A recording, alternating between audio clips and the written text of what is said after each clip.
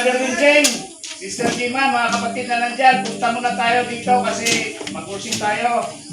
Bago alis. Oo, bago alis. Mga kapatid, mga kabataan, yung nakaupo dyan, punta muna kayo dito kasi mag-kursing tayo. Buuhan, pagkalahatan, bago alis. Brother Winching! Brother Winching! For God so loved the world, He gave His only Son to die on Calvary. From sin to set me free. Someday He's coming back.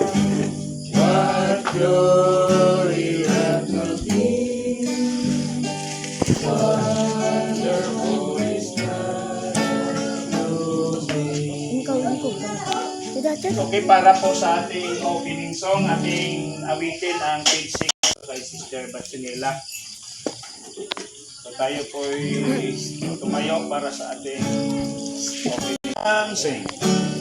Leaders to the land on Zion, where them 144,000 seldom sovereign leader by His mighty hand, Standing on Mount Zion with the Lamb. Standing, standing, standing on Mount Zion with the great I am. Standing, standing, we're standing on Mount Zion with the Lamb. Let's start the follow the Lamb where He goes. Glorious From all their bones. and their mouth was found, and for they are those Standing on Mount Zion with the Lamb. Standing, standing, standing on Mount Zion with the great I am. Standing, standing, we're standing on Mount Zion with the Lamb.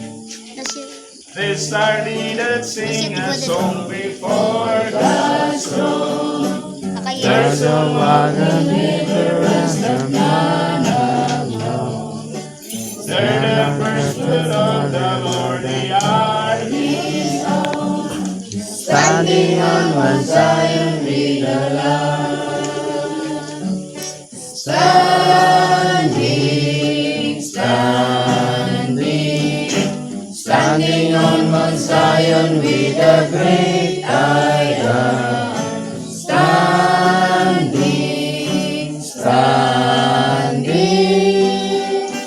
we're standing on Mount Zion with the Lamb. Tulay pa tayo, uuwi pa tayo sa bawat tahanan natin, pero darating ang panahon kung makamit natin ang silyo ng Panginoon, ang great reunion, kasi ito ay reunion natin as a reformer within the church. Pero may dakilang reunion na wala nang uwian, no? Kasi sila po ay doon na mananahan bago pupunta sa langit, Amen. bago sa new tayo sa pananampalataya natin. Higit sa lahat, pinagsikong tayo ng Panginoon. Ibig sabihin tayo yung mga anak ng Panginoon kasi tumugon tayo sa kanyang panawagan na mayroong pagtitikong sa lugar na ito. At ibig lang namin ipaalam sa lahat na welcome po ang lahat na pupunta dito sa ating National Center sa Visayas area. Yun lang siguro. Okay, maraming salamat Brother John Ray na tayo po ay mainit na tumanggap sa amin bilang mga kapatiran dumalo din dito. Pero Mindanao, ingat mo rin yung Sa Mindanao. Okay, may request. Wala namang masama eh. No? Tingnan natin ang ano din sa Mindanao daw, no? So tatlong magsasalita. Na pagpapalat biyaya sa bawat sa atin. Tulad ng Luzon, Visayas at Mindanao, tayo ay naganyak na pumarito, sinakripisyo natin yung ating mga pamilya na naiwan, hindi ng ating kani-kani mga hanap buhay, no? Naalala ko tuloy si Brother Marcial. Ang inyong lingkod din ay sinakripisyo ko na hindi ako sumama sa pamilya ko sa Australia, sapagkat ako'y 2 beses nang hindi nakatalo rito. Kaya, hiniling ko sa Panginoon na magkaroon ako ng bahagi sa ating pagtitipon ngayon upang sa ganong kaparaanan ay patuloy na manariwa ang mga mensahe ng ating doktrina. Kung kaya sa pagkakataon to, ako ay nagpapasalamat mula sa pinakamalit hanggang sa pinakamatanda, no? At nakita ko yung mga bata na ultimo batang maliit ay nagagayat doon sa kusina. Diba? Brother? Hindi biro yung maghanda ng mga pagkain at almusal. No? Kaya sa ganung kaparaanan, kahit sa maliit na kaparaanan, ay nagkaroon ng contribution yung mga bata. At ako'y na-bless doon sa programa kagabi sa Children Division sa panguna ng Panginoon at sa paggamit niya kay Sister Supla. Shirley. Ano Sister Shirley? Talagang well-blessed ako. Dahil ultimo batang maliliit talagang tatayo. No? Yan ang sabi sa Joel, no? Ultimo batang maliit ay posibleng gamitin ng Diyos sa mga huling panahon. Amen. Grabe yung kanilang espiritu. Kaya hindi naman sa mga youth, ako ay nagpapasalamat sa kanilang pagiging cooperativeness, no? At sa bawat isa ay inaangkin kong isang pagpapala sa akin. At kung maaari, isama niyo sa panalangin ang pamilya ko. Amen. Na sana hindi lang ako ang makasama niyo rito, kundi yung mga pamilya ko rin, no? Kaya salamat mga kapatid. In Jesus' name, Amen. Unang-una, magandang umaga po sa ating lahat. Purihin po natin ang ating makapangyarihang Diyos na siya po ang laging pumatnubay po sa bawat isa sa atin. Ay, ang ating gagawin ay parang reflection lang po. Simula nung andito tayo hanggat sa mga oras na to, hanggat sa umalis tayo. So nagpapasalamat po tayo dahil yung Panginoon ay laging gumagabay, binibigyan tayo ng protection ng bawat isa sa atin at saka naging matagumpay ang ating ginagawang pagtitipon, di ba po? Salamat, Amen. no? Ay kami bagkus hindi ganong kaming lahat ang nakapunta sa pamilya, pero nagpapasalamat pa rin kami kasi yung isang anak namin na bunso ay napasama sa amin. 6 kami lahat, 3 yung anak namin. Yung 3 doon ay nag-aaral at saka ipanalangin po nating lahat na sa susunod na annual ay may maisama na naman Amen. madagdag or kung mangyari po ang lahat, kaming lahat ay mapasama. So, nag-ano ako doon sa sinabi ni Kuya Inting doon sa mga kabataan. Pinapasalamatan natin yung mga kabataan dahil minsan po ay tayo sumusubaybay sa kanilang mga gawain, pero malaking tulong na nagawa nila sa atin, no? Yung pag-prepare nila doon sa kusina, no? Para sa handaan.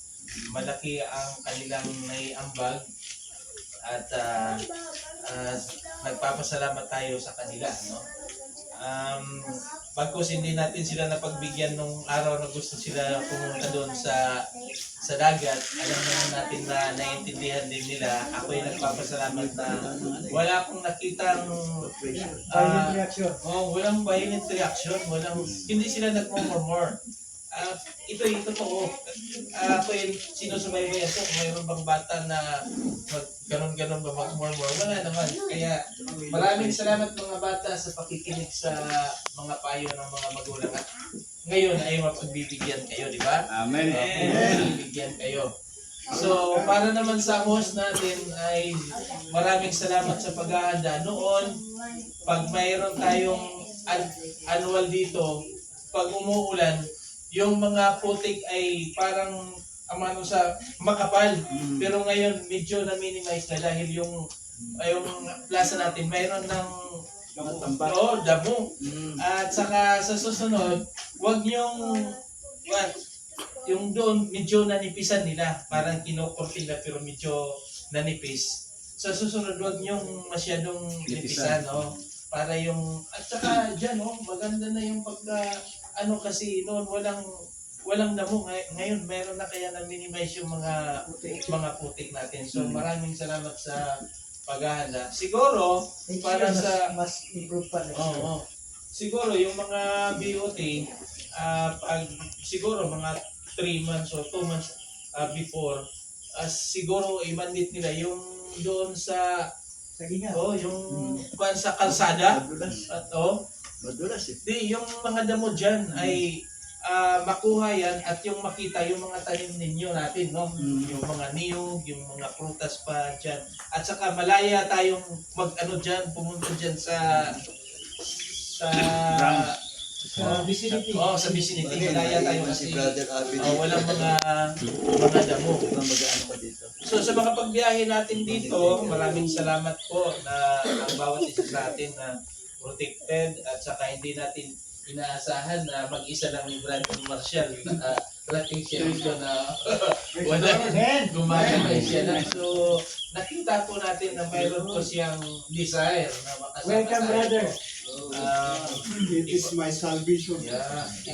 Panalangin po natin si Brother Marshall na malampasan po niya ang kanyang karamdaman.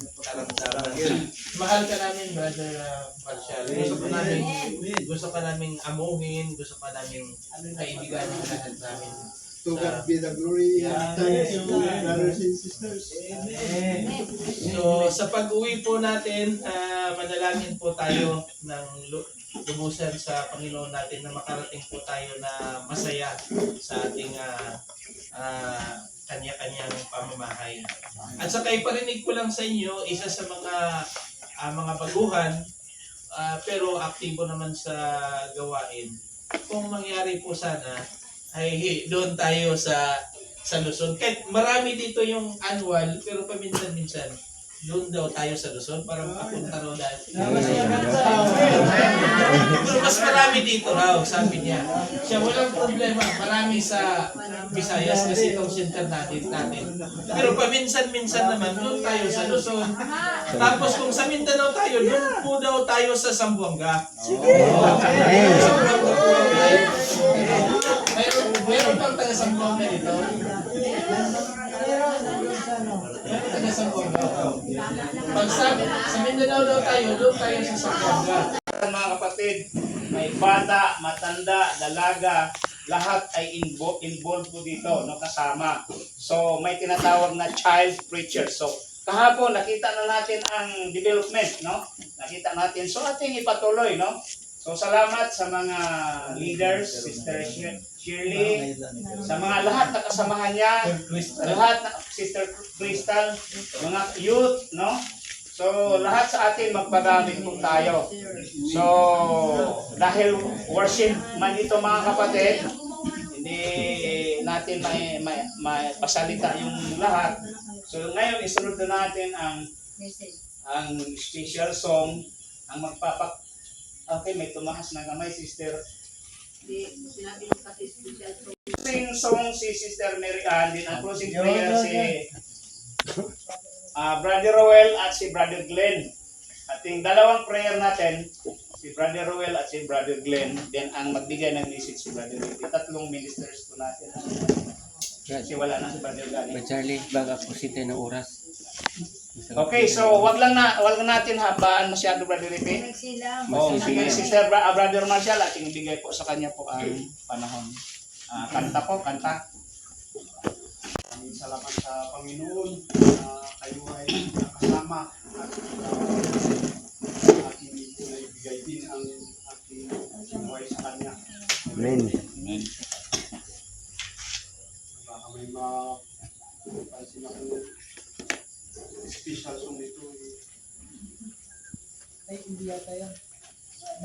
Yung sumbok, may sumbok kayo. Himnal book dyan na Yung Adventist church. hymnal. Adventist himnal. Church himnal. She had done to love thee, the world that he gave us. Dalawang talata lang. Yes, it is life and atonement for sin, and open the light gate that only go well. Praise the Lord, praise the Lord. Let the earth hear His voice. Praise the Lord, praise the Lord. Let the people rejoice. The Father, through Jesus the Son, and give Him the glory. Great things He hath done. Perfect redemption, the purchase of blood. To every believer, thou promise of God, thy marvelous surrender, for truly believes that my man Jesus our pardon receive. Praise the Lord.